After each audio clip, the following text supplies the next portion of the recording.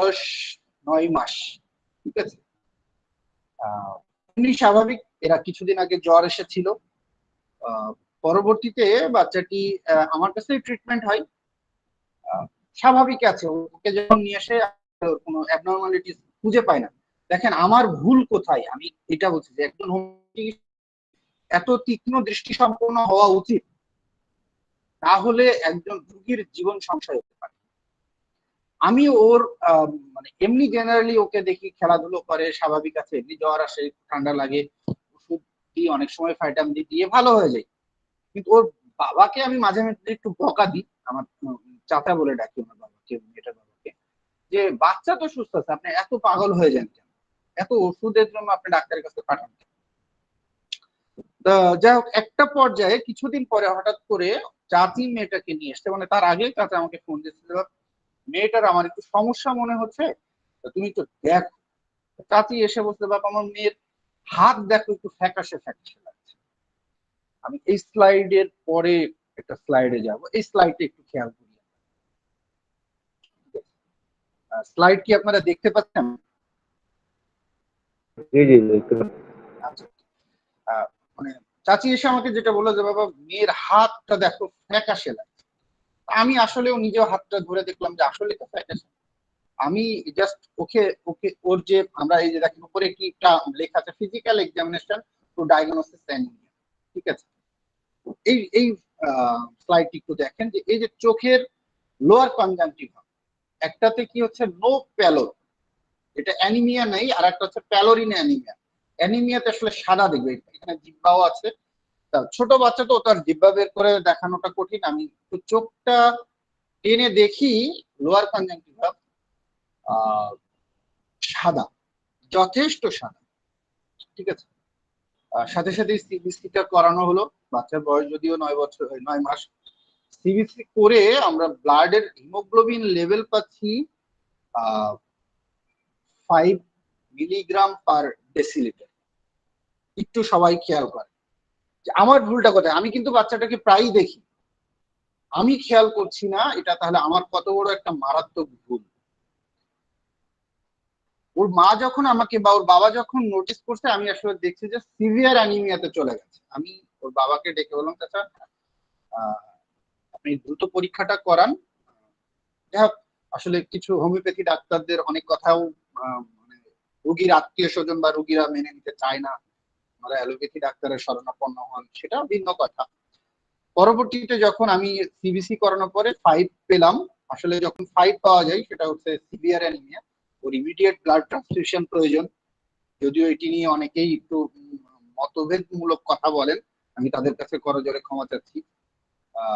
যাই হোক, আমি চাচাকে বললাম, চাচা আপনি ব্লাড ব্লাড দেওয়া লাগবে, তো উনি হলে ব্লাড এতটুকু বাচ্চার দিব, তখন তাহলে আপনি একটা কাজ করেন, চাইল্ড স্পেশালিস্টকে দেখেন।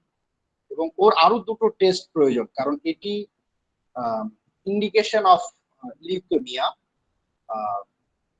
ইন্ডিকেশন অফ থ্যালাসেমিয়া, ঠিক আছে। তাহলে আমি ওকে জাস্ট একজন চাইল্ড স্পেশালিস্টের কাছে রেফার করলাম। এটা কিন্তু আপনারা বলবেন যে কেন করলেন, আসলে যে বললাম কিছু কিছু সময় রোগীর মনোবলকে বাড়ানোর জন্য কিন্তু এটি প্রয়োজন হয় না। আপনি একটু ঘুরে আসেন, আরেকটি জায়গায় দেখে আসেন, আমি যে কনসার্নটি দিচ্ছি এটি সঠিক কিনা, আপনি জাজমেন্ট করে আসেন। ওখানেও যাওয়ার পরে 5 পয়েন্ট সামথিং, ডাক্তার তো সরাসরি লিখে দিয়েছে যে আপনি ইমিডিয়েট ব্লাড ট্রান্সফিউশন করবেন। বাচ্চাদের জন্য কম, বড়দের মতো এক ব্যাগ না, বাচ্চাদের জন্য আসলে কম দিতে হয় অনেক ক্ষেত্রে, 150 ml বা 220 ml বা 200 ml এরকম দিতে হয়। ওকে 150 ml ব্লাড ট্রান্সফিউশন করার পরে ওর পরবর্তী যে দুটো পরীক্ষা ডিজিজ ডায়াগনোসিসের জন্য সেটা করা হয়। করার পরে বেসিক্যালি দেখা হলো যে না, আমরা যে দুটি চিন্তা সবসময় ডাক্তারদের মাথায় আসার কথা, সে দুটোতে সমস্যা হয়নি ইনশাল্লাহ। হয়তোবা সেটাকে আমরা যে অ্যানিমিয়ার পর্যায়ে তাতে ওষুধ দিলে চলে যাবে। এখন এটা ওনাদের বিষয়, ওনারা আয়রন সাপ্লিমেন্ট দেন, ঠিক আছে। আমাদের ট্রিটমেন্টের বিষয়টা যেটা স্যার উল্লেখ করেছেন, নাসির স্যার উল্লেখ করেছেন। এখন আমাদের দেশে একটু খেয়াল করেন, name of the some common blood disorder, আমাদের দেশে আমরা কি কি কমন ব্লাড ডিসঅর্ডার পেয়ে থাকি তার একটা তালিকা আমি আপনাদের সামনে আমি আসলে প্রথমে এই কথাগুলো বলে আমি একটু বেসিক ক্লাসে যাব। হয়তোবা গতদিন শ্রদ্ধেয় জাহাঙ্গীর আলম স্যার বেসিক ক্লাসের কিছু উল্লেখ করেছেন। আমার কাছে মনে হয় স্যারের সাথে আমার যতটুকু মানে নাসির স্যারের সাথে যতটুকু কথা হলো, তারপরেও আমি কিছু বেসিক জিনিস আপনাদের সামনে উপস্থাপন করব। যদিও রিপিট হবে, রিপিট হলেও আমার কাছে মনে হয় যে এটি আমাদের জন্য প্রয়োজন আছে। দেখেন, নামটির প্রথমেই আসে অ্যানিমিয়া। আমাদের কমন একটি বিষয়, সেটা হচ্ছে রক্ত স্বল্পতা বলে অনেকে, রক্ত অল্পতাও বলে অনেকে। এই অ্যানিমিক কন্ডিশনটা আমাদের প্রথম ব্লাড ডিসঅর্ডারের মধ্যে প্রথম কন্ডিশন। অ্যানিমিয়ার আবার অনেকগুলো প্রকারভেদ আছে, তার মধ্যে সব থেকে বেশি আমরা পাই আয়রন ডেফিসিয়েন্সি অ্যানিমিয়া। একটু নামগুলো আপনারা খেয়াল করতে পারেন, আয়রন ডেফিসিয়েন্সি অ্যানিমিয়া। হ্যাঁ, এগুলোর যদি প্রত্যেকটার বিষয়ে বলতে হয় তাহলে কিন্তু আমার কাছে মনে হয় যে এক একটির বিষয়ে প্রায় একটি করে ক্লাস প্রয়োজন হয়। আয়রন ডেফিসিয়েন্সি অ্যানিমিয়া কাকে বলে, এর কারণ, মানে অনেকগুলো বিষয় থাকে। আমরা আসলে স্পেশালিস্ট তো হব না, আমরা জাস্ট মাথাতে নলেজ গুলো রাখলে রুগী আসলে আমরা তাকে বলতে পারি, বা রেফারেল সিস্টেমে হয়তোবা আমি হয়তোবা তাকে পাচ্ছি না, আমি নাসির স্যারের কাছে পাঠিয়ে দিচ্ছি, আমি হয়তোবা পাচ্ছি না, আমি মাহবুব স্যারের কাছে পাঠিয়ে দিচ্ছি, এরকম বিষয় থাকে। ঠিক আছে, তাহলে iron deficiency anaemia, vitamin deficiency anaemia, ঠিক আছে, অ্যানিমিয়া অফ ইনফ্লামেশনের জন্য কিন্তু অ্যানিমিয়া হয়। Aplastic anaemia, anaemias associated with bone marrow disease. আমাদের যে বোন ম্যারো আছে, এই বোন ম্যারো থেকেই তো আমাদের ব্লাডটা প্রোডাকশন হচ্ছে। এই বোন ম্যারোর কিছু ডিজিজের কারণেও কিন্তু আমাদের অ্যানিমিয়া হতে পারে। Haemolytic anaemia, sickle cell anaemia, pernicious anaemia, haemolytic. আচ্ছা, হিমোলাইটিক অ্যানিমিয়া দুইবার হয়ে গেছে, দুঃখিত। এগুলো হচ্ছে অ্যানিমিয়ার মধ্যে পড়ে। আরো কিছু ডিসঅর্ডার মধ্যে দেখেন, হেমোফেলিয়া, থ্যালাসিমিয়া, লিউকেমিয়া। এগুলো কিন্তু থ্যালাসিমিয়ারও আবার প্রকারভেদ আছে, লিউকেমিয়ার প্রকারভেদ আছে। তাহলে এই প্রত্যেকটির এক একটি আমার কাছে মনে হয় এক একটি ক্লাসেও কিন্তু সম্ভব না যদি ডিসঅর্ডার গুলো সম্পর্কে আলোচনা করতে হয়। ঠিক আছে, জাস্ট আমরা প্রাথমিক একটি ধারণা নেব। আমি নামগুলো বলছি, এগুলো সম্পর্কেও ইনশাল্লাহ পরবর্তী কোনো একটি ক্লাসে আলোচনা করবো ইনশাল্লাহ। তারপরে idiopathic thrombocytopenic purpura, polycythemia vera, sickle cell disease, যেটা সিকেল সেল অ্যানিমিয়ার মধ্যে পড়ে, ভন উইলবার্ন ডিজিজ, এগুলো সবই blood disorder. Lymphomas, Hodgkin's disease, non Hodgkin's, এটা এক ধরনের ক্যান্সার। যেমন লিউকোমিয়া একটা ক্যান্সার, ঠিক এই হস্কিনসন বা নন হস্কিনসন ডিজিজ এগুলো হচ্ছে one kinds of blood cancer. এগুলো আমাদের দেশে মোটামুটি কমনলি আমরা এটা পেয়ে থাকি। আরো ডিজিজ আছে ব্লাড রিলেটেড। আসলে যারা হেমাটোলজিস্ট আমরা যাদেরকে বলি, যারা ব্লাডের ডাক্তার, হেমাটোলজিস্ট যারা, তারা কিন্তু আরো মানে বিস্তারিত আরো অনেক রোগ আছে এই ব্লাড রিলেটেড, তারা এগুলো সম্পর্কে পড়াশোনা করেন, জানেন। আসলে আমাদের সেই স্কোপ নেই হোমিওপ্যাথিতে।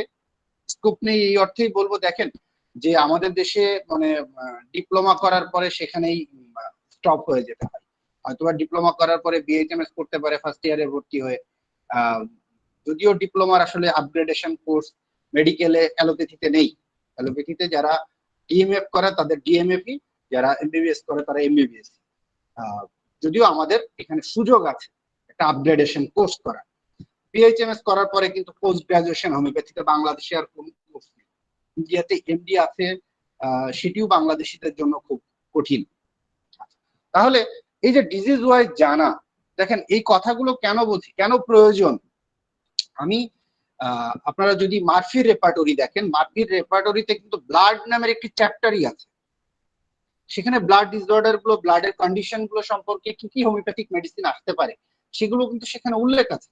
তাহলে অ্যাজ এ হোমিওপ্যাথ আপনি যদি এই রোগগুলো সম্পর্কে জানেন, তাহলে অ্যালোপ্যাথ ফিজিশিয়ান বা অন্য সিস্টেমের ফিজিশিয়ানরা যেভাবে ট্রিট করতে পারে, আপনার হাতে তো আরো বড় অস্ত্র আছে।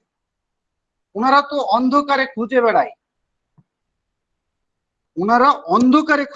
আর আপনার কাছে অস্ত্র আছে, ম্যাট্রিমেডিকা তো আছে, আপনাকে খুঁজে দেওয়ার, ম্যাট্রিমেডিকাতে যাওয়ার পথ খুঁজে দেওয়ার জন্য রেপার্টরি আছে। আচ্ছা, যাই হোক, আমরা এই স্লাইডটি দেখিয়েছি। আমরা এখন আপনাদের সামনে একটি রিপোর্টের মানে স্লাইড এসেছে। সাধারণত রুগীরা আমাদের সামনে, আমি আসলে রিপোর্টের উপরে নিচ কেটে দিয়েছি বোঝার স্বার্থে, আমরা যেন বুঝতে পারি। উপরে আসলে ল্যাবের নাম থাকে, নিচে যে পরীক্ষা করে থাকেন ওনার সাইন থাকে। আর সাধারণত বিশেষ করে ঢাকা সিটি বা সিটিতে এই পরীক্ষাগুলোর জন্য প্যাথোলজিতে আসলে প্যাথোলজিস্ট ফিজিশিয়ান যারা ওনারা থাকে, ডক্টর থাকে, তাদের সিগনেচার থাকে, আর ল্যাব ইনচার্জের সিগনেচার থাকে উপরে এগুলো। আর পেশেন্টের নাম, বয়স, ডক্টরের রেফারেল নাম্বার এগুলো থাকে, এগুলো আমি কেটে দিয়েছি। কিন্তু একজন ফিজিশিয়ান পেশেন্ট আপনার সামনে কিন্তু এরকম একটি কাগজ নিয়ে এসে বলে যে ডাক্তার সাহেব দেখেন তো আমার কি হয়েছে। এখন আমি ডাক্তার জাহাঙ্গীর যদি না বলতে পারি তাহলে বলবে যে ওই হোমিওপ্যাথি ডাক্তার কিছু পারে। এখানে আমার ব্যক্তিগত কিছু অভিজ্ঞতার কথা বলি। বড় বড় জায়গা থেকে ঘুরে আসে, প্রফেসর লেভেলের ডাক্তার দেখিয়ে আসে, তাদের কাছ থেকে না আসে মাঝে মাঝে এতটা বিরক্ত লাগে যে আমাদের কাছে এসে জিজ্ঞেস করে কি রোগ হয়েছে। এমনি আমি গাধা, মানে আপনারা গাধা না, আবার এটা মনে করেন না, আমি নিজেই গাধা, আমি নিজেই পারি না, আবার আমাকে এসে জিজ্ঞেস করে কি রোগ হয়েছে। তাহলে কিভাবে বলা সম্ভব? ঠিক আছে, তাহলে একজন পেশেন্ট কিন্তু এরকম একটি রিপোর্ট আমাদের সামনে উপস্থাপন করে। এই রিপোর্টটিকে আসলে আমরা বলে থাকি সিবিসি, কমপ্লিট ব্লাড কাউন্ট। এই টেস্টটির নাম হচ্ছে কমপ্লিট ব্লাড কাউন্ট। আচ্ছা, অনেকক্ষণ কথা বললাম স্যার, মানে ক্লাসটি বোরিং লাগলে আমাকে বলেন, আমি স্টপ করে দিব। না স্যার, ঠিক আছে স্যার,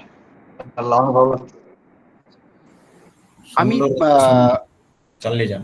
প্রথমেই বলেছিলাম যে আমরা এক্সিলেন্ট হচ্ছে স্যার, এক্সিলেন্ট।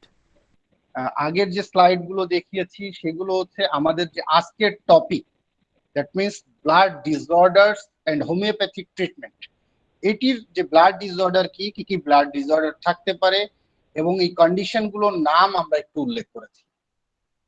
আসলে এই জিনিসটাকে জানার জন্য আপনি একটি গাছে, দ্যাট মিনস একটি নারিকেল গাছে উঠে নারিকেল পারবেন, পারতে গেলে কি আপনি একেবারেই নারিকেল গাছের দিকে তাকাইলেই নারিকেল পড়ে যাবে?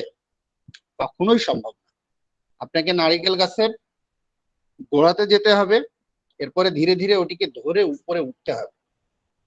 তাহলে এই যে আমরা যে রিপোর্ট গুলো বা যে কন্ডিশন, ব্লাডের যে কন্ডিশন গুলো কথা বললাম, এই ব্লাডটি সম্পর্কে আসলে আমাদের একটু জানা প্রয়োজন।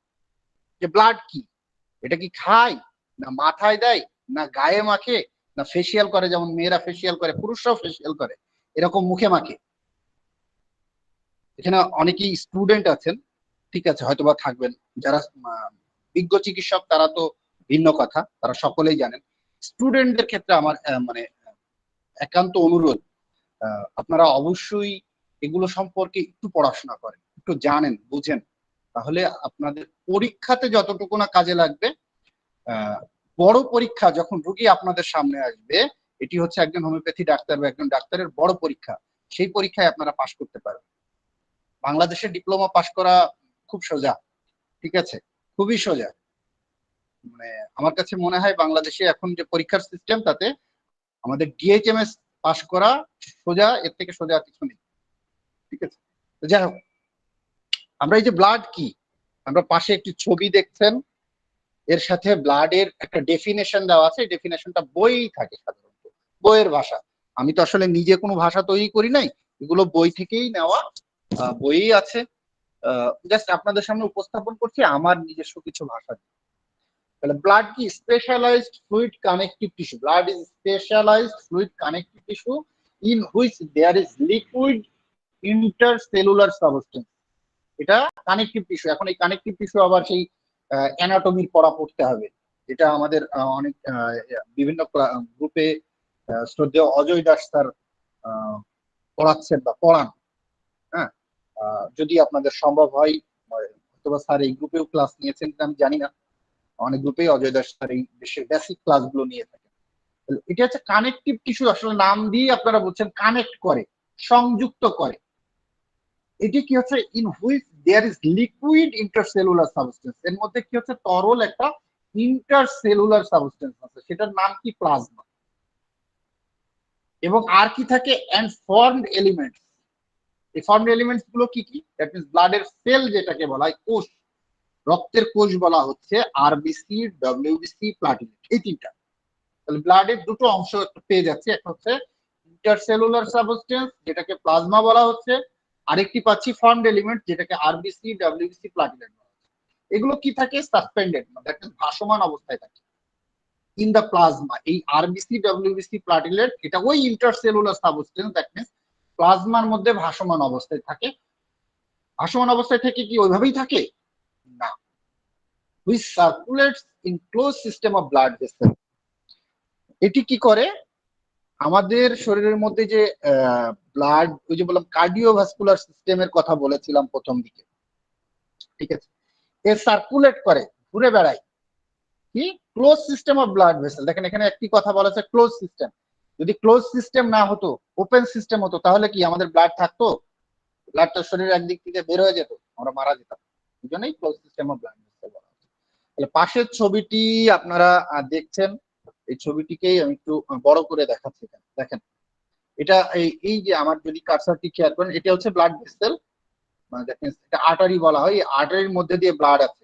এই ব্লাড সেল গুলোর মাইক্রোস্কোপিক ছবি এটা, এটা হচ্ছে মাইক্রোস্কোপিক ছবি। দেখেন এই যে রেড ব্লাড সেল বলা হচ্ছে, যে প্লাটিলেট, এগুলো হচ্ছে প্লাজমা, এটা হচ্ছে হোয়াইট ব্লাড সেল, এটা ব্লাড ভেসেল, ঠিক আছে।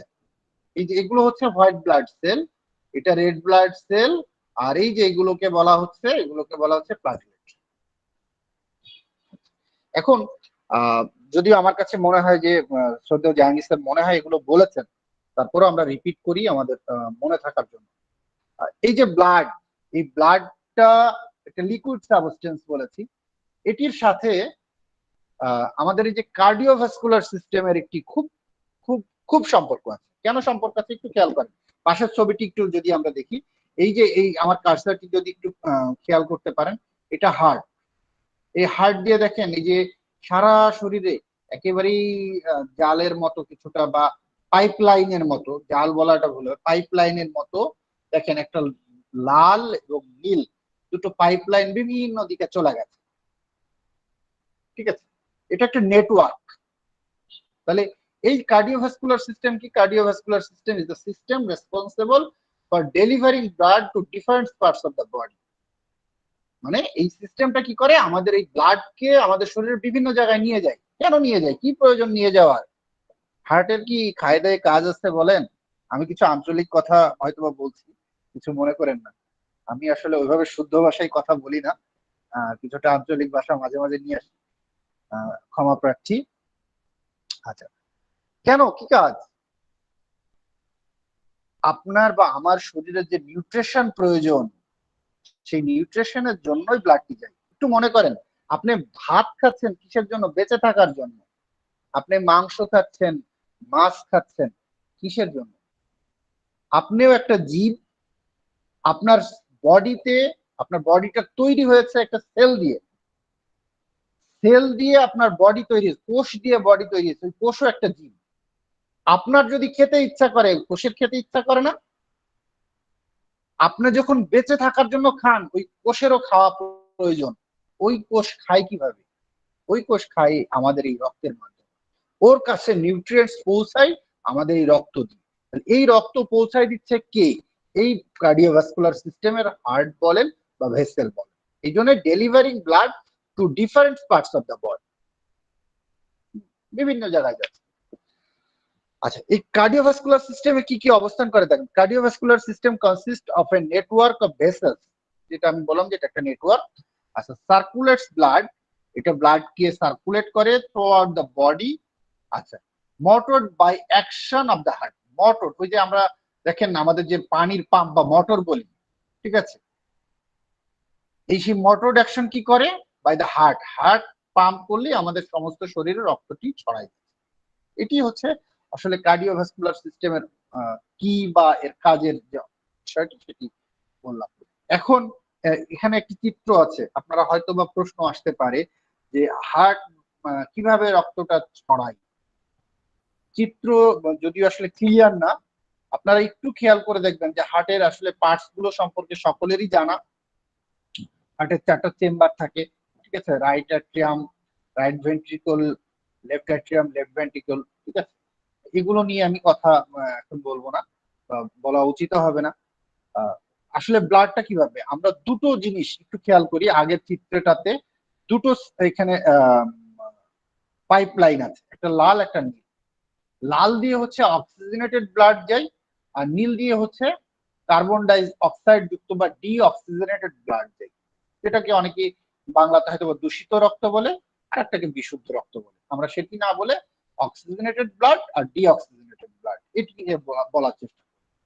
তাহলে একটু খেয়াল করেন, আমাদের এই যে সুপিরিয়র ভেনা কাভা এবং ইনফিরিয়র ভেনা কাভা দিয়ে আমাদের শরীরে এই কার্বন ডাই অক্সাইড যুক্ত ব্লাড, দ্যাট মিনস যে রক্তটা ভেইন, আমাদের শরীরের ভেইন এবং আর্টারি, এগুলো হচ্ছে ভেসেল।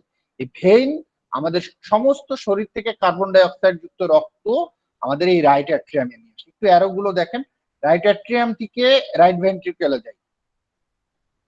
এটা তো কার্বন ডাই অক্সাইড যুক্ত রক্ত, তাহলে এর কি অক্সিজেন প্রয়োজন নেই? এর নিউট্রিয়েন্ট নেবে না? এ কোথায় যে নেবে? এই যে আমি যে শ্বাস নিচ্ছি, আপনি শ্বাস নিচ্ছেন, এই শ্বাস নিচ্ছেন কি অক্সিজেন নিচ্ছেন না? তাহলে দেখেন সৃষ্টিকর্তা অক্সিজেন দিয়ে দিয়েছে, আমরা কিন্তু সৃষ্টিকর্তার সেই সুক্রিয়াটা করি না। যারা করোনায় এফেক্টেড হয়েছেন, এখানে আমি জানি না কেউ করোনায় এফেক্টেড হয়েছেন কিনা, বা বিশেষ করে হসপিটালাইজ যারা হয়েছেন, যাদেরকে অক্সিজেন দেওয়া প্রয়োজন হয়েছে, আমি হয়েছিলাম স্যার, আমি হয়েছিলাম করোনা এফেক্টেড। বা যাদেরকে যাদের বাবা মা বা আত্মীয় স্বজন হসপিটালাইজ হতে হয়েছে, অক্সিজেন দেওয়া লেগেছে, তারা জানি আসলে সৃষ্টিকর্তা আমাদেরকে কি দিয়ে দিয়েছেন। একটু খেয়াল করি, এই যে ব্লাডটি চলে যাচ্ছে, দেখেন এই যে পালমোনারি আর্টারি বলা হচ্ছে, এটা দিয়ে লাংসে চলে যাচ্ছে। এই দেখেন খেয়াল করেন, অ্যারো দিয়ে লাংসে যাচ্ছে, লাংস থেকে আবার দেখেন লাল বের হচ্ছে, যাচ্ছে নীল, দ্যাট মিনস ডিঅক্সিজেনেটেড ব্লাড, লাংসে যে লাল হয়ে যাচ্ছে, এসে কোথায় ঢুকতেছে, আবার দেখেন দুই পাশ দিয়ে, এগুলোর নাম আছে, ঠিক আছে, পালমোনারি আর্টারি, পালমোনারি ভেইন, ঠিক আছে। সেগুলোতে এগুলো অ্যানাটমির অংশ। এই জায়গা দিয়ে ব্লাড ঢুকে কোথায় চলে যাচ্ছে? লেফট অ্যাট্রিয়ামে যাচ্ছে। লেফট অ্যাট্রিয়াম থেকে লেফট ভেন্ট্রিকল হয়ে আর্চ অফ অ্যাওর্টা দিয়ে আমাদের সারা শরীরে অক্সিজেনেটেড ব্লাড চলে যাচ্ছে। তার মানে আমাদের কার্বন ডাই অক্সাইড যুক্ত রক্ত হার্টে আসছে, সেখান থেকে লাংসে যে অক্সিজেনেটেড হচ্ছে, হয়ে আবার হার্টে ফিরে আসছে, হার্ট থেকে আমাদের সারা শরীরে চলে যাচ্ছে। এটা হচ্ছে আমাদের কার্ডিওভাস্কুলার সিস্টেমের একেবারেই প্রাইমারি অ্যাকশন। আচ্ছা, অলরেডি 10:40 বাজে। আমরা আসলে এই যে ব্লাড নিয়ে প্রথমে কথা বললাম, ব্লাড ডিসঅর্ডার, এবং কিছু ব্লাড ডিসঅর্ডারের নামও উল্লেখ করেছে। আমি বললাম যে কিছু বেসিক জিনিস আপনাদেরকে লাস্টে বলবো, সেই বেসিক জিনিসগুলোই হচ্ছে এখনকার ক্লাসের অংশ। এগুলো যদিও আসলে খুব বেশি মজা লাগবে না, মজা আসলে আমাদের কাছে মজা লাগে কোনগুলো শুনবেন, যে রোগ নিয়ে বলা, রোগের সাইন সিমটম, সেগুলো কি হোমিওপ্যাথি ওষুধ আছে, এগুলো আমাদের কাছে খুব মজা লাগে। কিন্তু এই বিষয়টি যদি আপনি না জানেন, ওই যে একটি বাচ্চার কথা প্রথমে বললাম, তার হিমোগ্লোবিন 5, এখন আপনি একজন হোমিওপ্যাথি ডাক্তার, আপনার যদি এই জ্ঞানটুকু না থাকে, এই বাচ্চাটিকে ব্লাড ট্রান্সফিউশন করা ইমিডিয়েট, তাহলে তো বাচ্চাটিকে আপনি মেরে ফেলবেন। আপনি দেন ফেরামমেট, দেন ফেরামফস, দেন ক্যালকেরিয়া কার্ড দেন, তারপরে আর কি অনেকেই অনেক কিছু ইউজ করে, বা এই যে কিছু আপনার আয়রন, মানে অনেকে ফেরামফস 2x দেয়, 2x যদিও আমাদের বাংলাদেশে পাওয়া যায় না, ঠিক আছে, অনেক জায়গায় ফেরামফস 3x এর কথাও লেখা আছে কিছু কিছু বইয়ে দেখি, ঠিক আছে। কিন্তু আগে প্রয়োজন আপনাকে সেটি রিকভারি করা। আপনি তার কনস্টিটিউশনাল ট্রিটমেন্ট দেন, কজেশন ভিত্তিক ট্রিটমেন্ট দেন, কোনো সমস্যা নেই, বাট সিভিয়ার অ্যানিমিয়াতে আপনাকে ব্লাড ট্রান্সফিউশন করা উচিত। তাহলে আপনার আসলে জানা প্রয়োজন ওই রক্ত কি, রক্ত কতটুকু থাকতে পারে, এর উপাদান কি কি, এগুলো একটা বেসিক ধারণা। যদিও এগুলো আমাদের চিকিৎসকদের থেকে আমাদের যারা ছাত্র আছেন পরীক্ষার ক্ষেত্রে কাজে লাগবে, যারা সেকেন্ড ইয়ারে আছে, ঠিক আছে। Properties of blood, blood volume থাকে সাধারণত আমরা বলি 5 থেকে 6 লিটার। এটা আসলে 5 থেকে 6 লিটার বলাটা আমি এখানে যেটুকু লিখেছি সেটা অন এভারেজ এই কারণে বলছি, আপনারা সবসময় একটি জিনিস জিনিস খেয়াল রাখবেন। কারণ কি, আমার শরীরে যে পরিমাণ ব্লাড আছে, একটা বাচ্চার শরীরে কিন্তু সেই পরিমাণ ব্লাড থাকবে না। তাহলে এটি নির্ভর করে বডি ওয়েটের উপর। এটি নির্ভর করে বডি ওয়েট। অ্যামাউন্টটা হবে সাধারণত দেখবেন 7 to 9% টোটাল বডি ওয়েট। আবার কিছু কিছু ক্ষেত্রে আপনার 10% অনেক অনেক বইতে লেখা আছে। 7 to 9% of total body weight. তার মানে কি, একটা মানুষের শরীরের ওয়েট সাপোজ যদি মনে করেন যে 90 কেজি হয়, তাহলে তার তো 9 কেজি ব্লাড থাকা প্রয়োজন, বা সরি 9 লিটার বা 7 লিটার, 7 থেকে 9 লিটারের মধ্যে ব্লাড। একটা যদি 60 কেজি ওজনের মানুষ হয়, তাহলে দেখেন আমাদের দেশের মোটামুটি মানুষের অন এভারেজ ওয়েট হচ্ছে 60 থেকে 80 কেজি। যারা অবিস পার্সন, অবিসিটি যাদের, তাদের কথাটা ভিন্ন। 60 to 80 কেজির মধ্যে আমাদের মোটামুটি অ্যারাউন্ড মানুষের ওয়েট থাকে। তাহলে আমরা সেই হিসেবে আপনি পার্সেন্টেজ বের করলে তার ব্লাডের ভলিউম আপনি পেয়ে যাচ্ছেন। ব্লাডের ভিসকোসিটি থাকে, এগুলো আসলে দেখেন ওখানে 3 to 5 to 5 to 5 এভারেজে আমরা বলি 4.5 litre more than water. Viscosity, আঠালো যে ভাবটা। Specific gravity 1.05 to 1.060। ঠিক আছে, এগুলো আসলে আমাদের চিকিৎসা জীবনে খুব বেশি কাজে লাগে না, কারণ হ্যাঁ এই স্পেসিফিক গ্র্যাভিটিরও, এটি দিয়েও কিছু ডিজিজের ইন্ডিকেশন আছে। এই স্পেসিফিক গ্র্যাভিটি দিয়েও ব্লাড ডিসঅর্ডারের কিছু ইন্ডিকেশন আছে। বাট আমরা তো আসলে ওই যে বললাম, আমরা তো হেমাটোলজিস্ট হচ্ছি না। তার জন্য এগুলো কিছুটা জানা থাকলো, আপনি একটা রিপোর্ট দেখলে, একটা সিবিসি রিপোর্ট দেখলে বা পিভিএফ ব্লাড পেরিফেরাল ব্লাড ফিল্ম দেখলে যেন বুঝতে পারেন যে না, কন্ডিশনটা কি অবস্থা। পিএইচ, যেটা অ্যাসিডিক বা অ্যালকালাইন নির্ণয় করে, পিএইচ হচ্ছে 7.36 থেকে 7.45। যার কারণে পিএইচ যদি 7 কে বলা হয় নিউট্রাল, 7 এর নিচে আসলে অ্যাসিডিক বলা হয় কোন উপাদানের, আর 7 এর উপরে গেলে সেটাকে বলা হয় অ্যালকালাইন। যেহেতু এটা 7.36 টু 7.45 মানে হালকা অ্যালকালাইন, স্লাইটলি অ্যালকালাইন। এই হালকা মানে ক্ষারীয় কারণেই এটি টেস্ট কিন্তু একটু লবণাক্ত। আপনারা যদি কেটে যায়, মুখে যদি একটু আপনার নখ কেটে গেছে, মুখে ব্লাড বেরোচ্ছে, আমরা সাধারণত মুখে দিয়ে দিই, ঠিক আছে, দেখবেন যে একটু লবণাক্ত ভাব এটি কিন্তু থাকে। ঠিক আছে, তাহলে ভেনাস, এটা হচ্ছে পিএইচ এর মাত্রা। Venous blood has low pH. সাধারণত আমাদের যে ভেইন থেকে যে ব্লাড গুলো নিয়ে, এটা পিএইচ এর মাত্রা কম থাকে আর্টেরিয়াল ব্লাডের কারণে। এর প্রধানত কারণ থাকে কার্বন ডাইঅক্সাইড। এই কথাটি এখানে লেখা আছে, venous blood has low pH than the arterial blood as venous blood has more carbon dioxide. Carbon ডাইঅক্সাইডের CO2টা দেওয়া নাই এখানে। হ্যাঁ, কিছু খুব ভুল আছে, এগুলোকে আপনারা আসলে ক্ষমা সুন্দর দৃষ্টিতে দেখবেন। CO2 হবে নিচে, কার্বন ডাইঅক্সাইড। টেম্পারেচার থাকে সাধারণত 36 ডিগ্রি সেন্টিগ্রেড থেকে 38 ডিগ্রি সেন্টিগ্রেড, যেটা আমাদের শরীরের নর্মাল টেম্পারেচারের একটা অংশের মধ্যে পড়ে। 37 ডিগ্রি সেন্টিগ্রেড হচ্ছে আমাদের বডির নর্মাল টেম্পারেচার। অসমোটিক প্রেসার থাকে 25 মিলিমিটার মার্কারি। আর টেস্ট তো বললাম সল্ট কিসের জন্য, ওই যে পিএইচটা আমাদের অ্যালকালাইন তো 7.36 স্লাইটলি অ্যালকালাইন। এর কালারটা, রক্তের কালার লাল হয়। অনেকে আবার মনে করেন হ্যাঁ কিছু কিছু প্রাণীর রক্তের কালার আবার লাল হয় না, তাদের বিষয়টি ভিন্ন, সেখানে কথা বলবো না। আমরা যেহেতু হিউম্যান বডি নিয়ে কথা বলছি, আমরা এখানেই থাকি ইনশাল্লাহ। কালারটা কি হচ্ছে, রেড, লাল হয় কিসের কারণে? ব্লাডের মধ্যে ওই যে বললাম আরবিসি তে হিমোগ্লোবিন নামে একটা উপাদান আছে। Due to presence of haemoglobin in RBC, due to presence of haemoglobin in RBC তে হিমোগ্লোবিনের প্রেজেন্সের কারণেই আমাদের রক্ত লাল থাকে। ওই যে আমরা একটা অ্যানিমিক কন্ডিশনের পেশেন্টের কি দেখাইলাম, এই যে স্লাইডটি একটু খেয়াল করেন। তাহলে এই যে চোখের নিচের অংশটা দেখেন, এখানে কিন্তু লাল আছে, এখানে লাল নেই, প্যালন। তাহলে এইগুলো দেখলে আমরা অ্যানিমিয়া ডিটেক্ট করতে পারি। জিহ্বাটা একটু খেয়াল করেন, এই জিহ্বাটা, ঠিক এখানে নেইল বেড গুলো একটু খেয়াল করেন। এগুলোই কিন্তু আমরা ফিজিক্যাল এক্সাম করে, আমার ল্যাবে পাঠানোর দরকার নেই। আপনি ল্যাবে কখন পাঠাবেন? যখন কনফার্ম ডায়াগনোসিস করা প্রয়োজন। আপনার ডাউট হচ্ছে পেশেন্টটি কি সিভিয়ার অ্যানিমিয়ায় ভুগছে, না পেশেন্টটা মাইল্ড, মডারেট, সিভিয়ার আমরা যে ভাগটা করি, পেশেন্ট কি সিভিয়ারে ভুগছে না মডারেটে ভুগছে,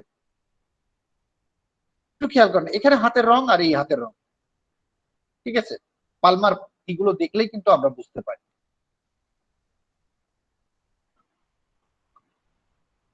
আচ্ছা, এখন আসেন কম্পোজিশন অফ ব্লাড। ব্লাডে কি কি থাকে আমরা এখানে যে স্লাইডটি একটু খেয়াল করেন, আমাদের ব্লাডের সেলুলার এলিমেন্টস আমরা সংজ্ঞার মধ্যেই বলেছিলাম ফর্ম এলিমেন্টস বা সেলুলার সাবস্টেন্স 45% থাকে, 45%, আর প্লাজমা থাকে 55%। 45% এখানে আবার একটা রেঞ্জ আমরা একটু উল্লেখ করেছি 42 to 45। হ্যাঁ, এর মধ্যে এই সেলুলার এলিমেন্টস এর মধ্যে সেলের মধ্যে তিনটা সেল, ইরেথ্রোসাইট যেটাকে রেড ব্লাড সেল বলা হচ্ছে, লিউকোসাইট ডব্লিউবিসি বলা হচ্ছে হোয়াইট ব্লাড সেল, থ্রোম্বোসাইট বা প্লাটিলেট। আমরা একটু আগের স্লাইডটা খেয়াল করি, আমরা এই তিনটি টার্ম কিন্তু বলেছিলাম। এখন আপনি বা আমি যদি না জানি যে ইরেথ্রোসাইটকে আরবিসি বলে, তাহলে একটি ব্লাডের রিপোর্টে বা একটা ডাক্তারের প্রেসক্রিপশনে লেখা আছে ইরেথ্রোসাইটোসিস, তাহলে আমি তো বুঝতে পারবো না, আমার বোঝার ক্ষমতা নেই। লিউকোসাইটোপেনিয়া লেখা আছে, আমি তো বুঝতে পারবো না যে ডব্লিউবিসি কমে গেছে। থ্রোম্বোসাইটোপেনিয়া লেখা আছে, তার প্লাটিলেট কমে গেছে, এটা তো আমি বলতে পারবো না। যেমন কি আমাদের যে ডেঙ্গু ফিভার, ডেঙ্গু ফিভারে কি হয়, প্লাটিলেট কমে যায়, এরকম আরো ডিসঅর্ডার আছে। ঠিক আছে, এটা কিন্তু আমাদের বোঝা দরকার। একটু খেয়াল করেন, পাশে একটা টেস্ট টিউবের মধ্যে ব্লাড আমরা অনেক সময় পরীক্ষা করতে গেলে, আপনারা আমি জানি না এখানে অনেকে আমাদের মধ্যে হোমিওপ্যাথি ডাক্তারদের মধ্যে ল্যাব টেকনিশিয়ান আছেন বা ল্যাব টেকনোলজিস্ট বলা হয়, ওনারা হোমিওপ্যাথি ডিপ্লোমা করে অনেক সময় প্র্যাকটিস করছেন। ঠিক আছে, তারা এই বিষয়গুলো আরো খুব ভালো জানেন। এটা একটা টেস্ট টিউবের মধ্যে ব্লাডটাকে যখন সেন্ট্রিফিউজ করে রাখা হয়, এরকম একটা অবস্থা দাঁড়ায়। ঠিক আছে, উপরে প্লাজমা থাকে ওই যে বললাম 55% অফ টোটাল ব্লাড, আর ইরেথ্রোসাইট যেটা মানে ইরেথ্রোসাইট এবং লিউকোসাইট প্লাটিলেট, দেখেন একটু খেয়াল করেন, আরবিসিটা কিন্তু বেশি থাকে। আর এই যে সাদা অংশ এটা হচ্ছে ডব্লিউবিসি এবং প্লাটিলেট দুটোর অংশ। এটা সাধারণত এই যে আমরা লেস দেন 1% টোটাল ব্লাড, আর ইরেথ্রোসাইটটাই হচ্ছে 45% অফ টোটাল ব্লাড। তাহলে আমাদের প্লাজমা পোর্শনটা বেশি থাকে, শ্বেতকণিকা বা লিউকোসাইট বা প্লাটিলেট এটা কিন্তু কম থাকে, আর বেশি থাকে হচ্ছে আরবিসি, যার জন্য কিন্তু রক্তটা দেখতে লাল থাকে। আমাদের এখানে সেলের দেখেন আলাদাভাবে একটু আমরা চিত্রে দেখিয়েছি, আরবিসি গুলো দেখতে এরকম লাল হয়, প্লাটিলেট গুলো দেখতে এরকম হয়, এগুলো সবই হচ্ছে ইলেকট্রনিক মাইক্রোস্কোপিক ভিউ। ডব্লিউবিসির মধ্যে দেখেন এখানে 5টা সেল আছে, আমাদের টোটাল ব্লাডে যেমন 3টা সেল, এই ডব্লিউবিসির মধ্যে আবার ভাগ করা আছে। দেখেন monocyte, lymphocyte, eosinophil, basophil, neutrophil. ঠিক আছে, এগুলো আবার এক একগুলো এক একটা দেখতে। যদি কখনো সুযোগ হয় আপনারা যদি ল্যাবে দেখেন, এগুলো কিন্তু আপনারা ব্লাড টেস্ট যখন করা হয়, এখন তো আসলে সেল কাউন্টার চলে এসেছে, অ্যানালাইজার চলে এসেছে, যার জন্য মাইক্রোস্কোপে এখন খুব কম দেখে। তবে এটি কিন্তু নিয়ম, সেল কাউন্টারে দেখার পরেও যেগুলো ভালো ল্যাব, ওদের টেকনিশিয়ান বা টেকনোলজিস্ট গুলো কিন্তু সেল কাউন্টারে রেজাল্ট আসার পরেও তারা মানে ব্লাড ফিল্ম তৈরি করে এই সেলগুলো দেখে, মানে পার ফিল্ডে কতগুলো করে আছে সেটার সাথে ওই মেশিনের যে রিপোর্ট দেওয়া হয়েছে। আমরা সব সময় একটা কথা বলি ডিজিটাল ডিজিটাল ডিজিটাল, ঠিক আছে, আসলে মেশিনে 30% ইরর আসে, 30% ইরর আসে, ভুল আসে। এর একটি উদাহরণ দিয়ে আমি শেষ করবো আজকের ক্লাসটি। আমরা সবসময় যে ল্যাব ইনভেস্টিগেশনের উপরেই নির্ভর করব তা কিন্তু নয়, একজন ডাক্তারকে বিচক্ষণ হতে হবে। সেই বিচক্ষণতা যদি না নিয়ে আসতে পারি তাহলে ডাক্তার হওয়া মানে সম্ভব না, আর হোমিওপ্যাথি ডাক্তার হওয়া তো সম্ভবই না। ঠিক আছে, এই যে সেলগুলো, এই ডব্লিউবিসি কে আবার দুটো ভাগে ভাগ করা হয়, একটা হচ্ছে গ্র্যানুলোসাইট, একটা হচ্ছে অ্যাগ্রানুলোসাইট। গ্র্যানিউলস যেগুলোর মধ্যে একটু খেয়াল করেন এই ছবিটা, এই দেখেন ইসোনোফিল, বেসোফিল, মনোফিল, নিউট্রোফিলে ছোট ছোট দানা আছে, এগুলোকে মানে গ্র্যানুলোসাইট। আর মনোসাইট, লিম্ফোসাইটে কিন্তু এই গ্র্যানিউলস গুলো নাই, এগুলোকে বলা হয় অ্যাগ্রানুলোসাইট। ঠিক আছে, এগুলো আসলে তো আমি বললাম যে আমাদের একেবারেই সেই পড়ার ক্ষেত্রে পড়া, এগুলো আমাদের ট্রিটমেন্টের ক্ষেত্রে হয়তো অনেকে মনে করবেন এটা পড়ে কি লাভ। ঠিক আছে, আমরা ওই ছবিটিকে এখানে একটু বড় করে দেখিয়েছি। দেখেন কি লাভ সেটি যখন আপনি একটি রিপোর্ট হাতে পাবেন। আমরা সেই প্রথমে রিপোর্টটিতে আসবো, এই রিপোর্টটিতে আসবো, একটু খেয়াল করেন আমাদের প্রথম যে পোর্শনটি আছে haemoglobin 13.6 gram per decilitre. ESR 25, total WBC count 8,300, এটা সাধারণত নর্মাল রেঞ্জ থাকে 4,000 থেকে 11,000। এটা হচ্ছে ডিফারেন্সিয়েট কাউন্ট। আমরা ওই যে WBCর যে 5টা সেল কথা বললাম, neutrophil, lymphocyte, monocyte, eosinophil, basophil, দেখেন নিউট্রোফিলের কাউন্ট এখানে কিন্তু 75%। এটা কিন্তু নর্মাল রেঞ্জের থেকে বেশি। লিম্ফোসাইটের কাউন্টটা কিন্তু নর্মাল রেঞ্জের থেকে কম।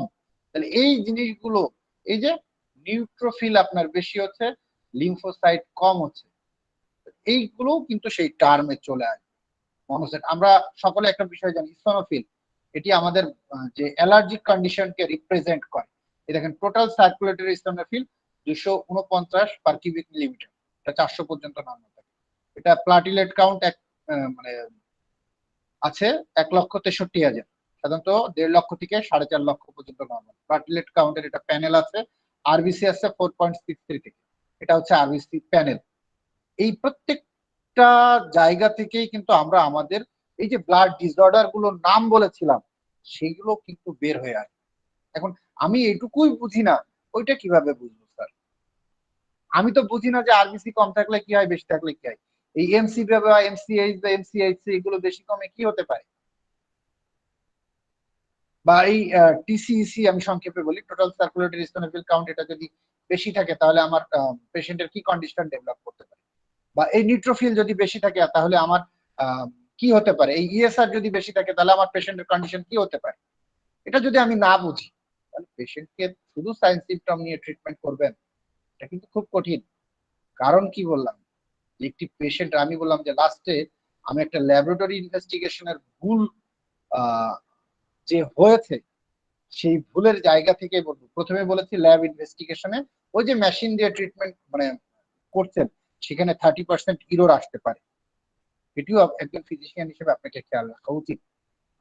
তাহলে আমাদের ক্ষেত্রে এই যে বললাম যে এই জায়গাগুলো যখন তৈরি হয়, তখন আমরা অবশ্যই খেয়াল, এইটা ওই যে বললাম ল্যাবে যখন, এটা হচ্ছে অরিজিনাল একেবারে ছবিটা, হ্যাঁ, প্লাজমা মানে বাফি ক্লট এবং রেড ব্লাড সেল, এভাবেই ব্লাডকে যখন কালেকশন করে সেন্ট্রিফিউগাল মেশিন আছে, সেন্ট্রিফিউগাল মেশিনে ঘোরানো হয়, এটাকে ঘুরিয়ে এরকম অবস্থা তৈরি হয়। ঠিক আছে, আমরা কম্পোজিশন অফ ব্লাড আগামী ক্লাসে পড়বো ইনশাআল্লাহ। তবে লাস্টে আমি যে বিষয়টি বলার জন্য, কারণ এটা এখনো অনেক স্লাইড, যদিও 11টা বেজে গেছে, আমি আর সকলের মানে ধৈর্যচ্যুত করব না। লাস্টে আমি যে কথাটি বলে শেষ করব সেটি হচ্ছে যে কেন প্রয়োজন,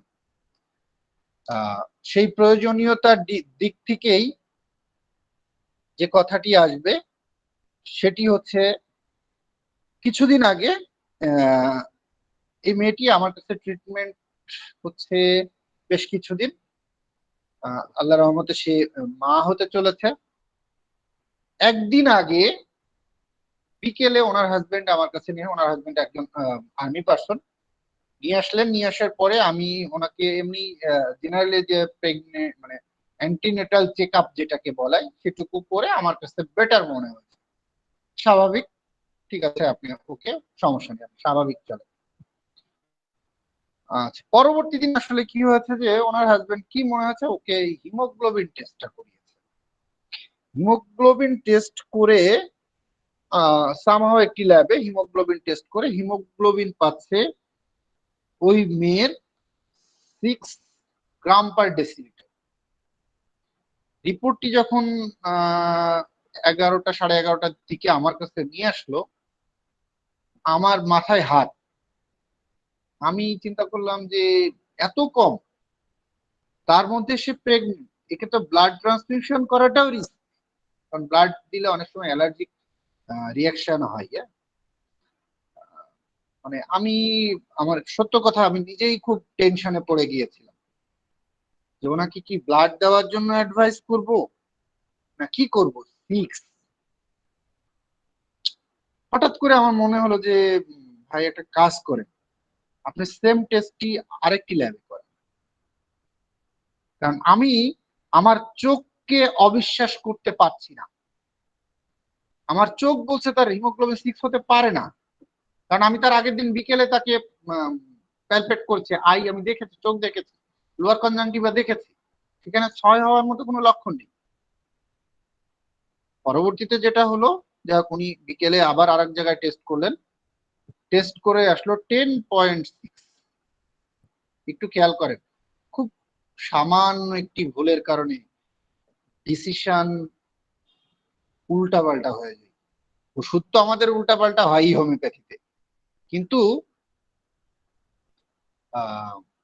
আমাদের মেডিসিনের ক্ষেত্রেও কিন্তু যেমন উল্টাপাল্টা হয়, আমাদের ডিজিজ ডায়াগনোসিস বলেন আর যেটাই বলেন সেটিও কিন্তু উল্টা। সেই ক্ষেত্রে ওই যে বললাম, একজন চিকিৎসকের অবশ্যই তীক্ষ্ণ দৃষ্টি সম্পন্ন হতে হবে, আর বিশেষ করে হোমিওপ্যাথি চিকিৎসককে তো অবশ্যই।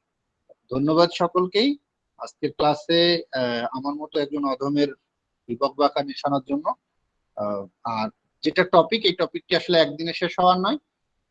যদি সময় সুযোগ থাকে ইনশাল্লাহ আমি চেষ্টা করব, স্যার যদি সুযোগ দেন তাহলে এগুলো ধীরে ধীরে একেবারে শেষ পর্যায়ে নিয়ে যাওয়ার জন্য। কারণ ব্লাড ডিসঅর্ডার এর হোমিওপ্যাথিক ট্রিটমেন্ট বা ম্যানেজমেন্ট, আমি তো বললাম অনেক বড় একটি অধ্যায়। আমি বেসিক জায়গাটি তুলে ধরার চেষ্টা করেছি, আরো বেসিক জায়গা আছে, সেটি দেওয়ার পরে আমরা যে ডিজিজ গুলোর নাম বলেছি সেই ডিজিজ গুলো সম্পর্কে হয়তো বা প্রাথমিক ধারণা, কারণ আমি নিজেও হেমাটোলজিস্ট না, আমার নিজের জ্ঞানও স্বল্পতা, আমি যতটুকু জানি সেটুকু হয়তো বা আপনাদের সামনে উপস্থাপন করার চেষ্টা করব। ধন্যবাদ সকলকে। আসসালামু আলাইকুম। আসসালামু আলাইকুম স্যার, আপনার এটা কি ইউটিউবে পাওয়া যাবে এই লেকচারটাই সরাসরি? স্যার এটা তো আমি জানি না, কর্তৃপক্ষ জানে, নাসির স্যার জানে। নাসির স্যার যদি ইউটিউবে দিয়ে থাকেন তাহলে হয়তো পাবেন। যে রেকর্ডিং পাওয়া যাবে, হয়ে রেকর্ড হয় পাওয়া যাবে। ধন্যবাদ স্যার, আমরা আবার এই রিপোর্টটা কয়েকবার দেখতে চাই, এই জন্য আর কি। এটা সম্ভবত আগামীকালই দেখতে পাবেন, আপলোড হবে তো, হলে দেখতে পাবেন। আসসালামু আলাইকুম। ওয়ালাইকুম একজন আসসালাম। জাকির স্যার, আপনাকে অসংখ্য অসংখ্য ধন্যবাদ জানাই। খুব চমৎকার বিশ্লেষণ করে আলোচনা করেছেন। জি, ধন্যবাদ আপনাকে স্যার। ধন্যবাদ স্যার, শুকরিয়া। কারো কোনো প্রশ্ন আছে কিনা এইটুকু আলোচনার মধ্যে? কারো কোনো প্রশ্ন থাকলে করতে পারেন।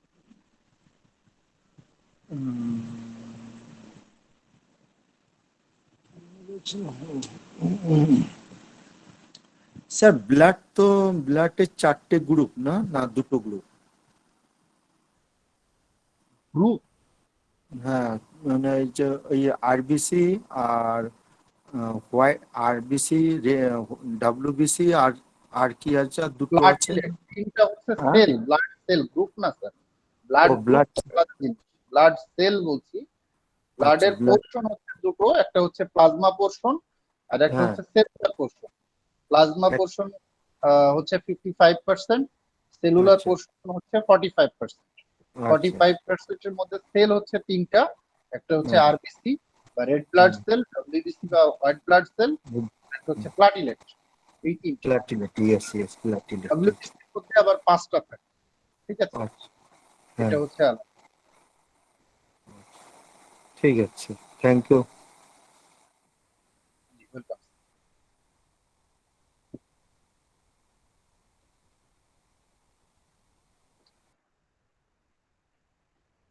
কারোর কোনো প্রশ্ন থাকলে করতে পারেন, না হলে আমার মনে হয় নাসির স্যার ক্লাস শেষ করে দিতে পারেন, বা কোনো সংযুক্তি আছে কিনা জানি না। স্যার ব্লাড তৈরি হয় বোন ম্যারোতে না স্যার? জি স্যার, আমরা ব্লাড আসবো, হেমোপয়সিস আসবো স্যার। স্যার আমরা হিমোপয়সিস। আচ্ছা, আচ্ছা, এটা আসবো ইনশাল্লাহ।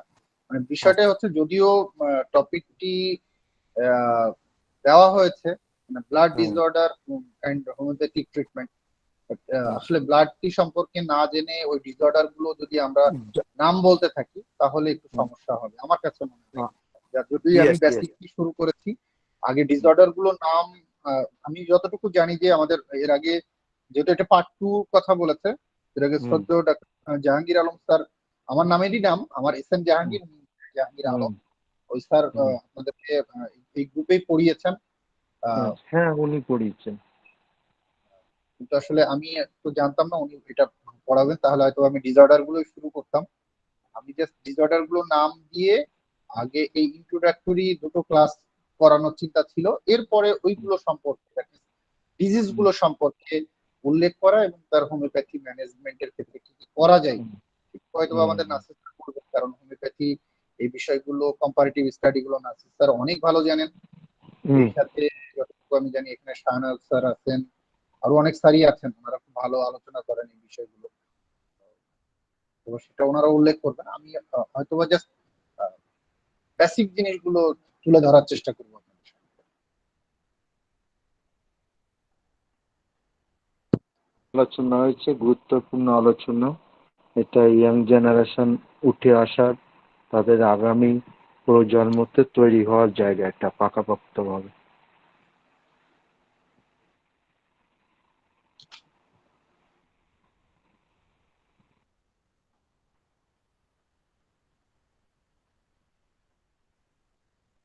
নাসির স্যার ক্লাস কি শেষ করবেন না কোনো, প্রশ্ন উত্তরের পর্ব বা আর কোনো কিছু আছে কি?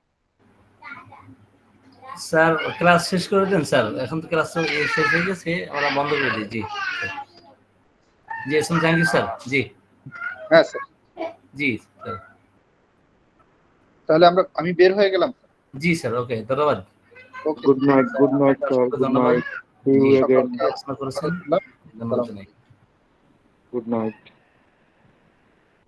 আসসালামু আলাইকুম। হরে কৃষ্ণ, হরে কৃষ্ণ, কৃষ্ণ কৃষ্ণ হরে রাম, রাম রাম হরে হরে। অসংখ্য ধন্যবাদ ধন্যবাদ। Doctor SM. জাহাঙ্গীর স্যারকে, তিনি এতক্ষণ পর্যন্ত অত্যন্ত চমৎকারভাবে আমাদেরকে আলোচনা উপহার দিলেন। তো আলহামদুলিল্লাহ স্যার, আমরা কি এখন বিদায় নিব নাকি? জি স্যার, বলে ক্লাস শেষ হয়ে গেছে, আমরা বলে সবাই বের হয়ে জি স্যার, তো আলহামদুলিল্লাহ আমাদের স্যার নাসিরউদ্দিন স্যার এবং এস.এম. জাহাঙ্গীর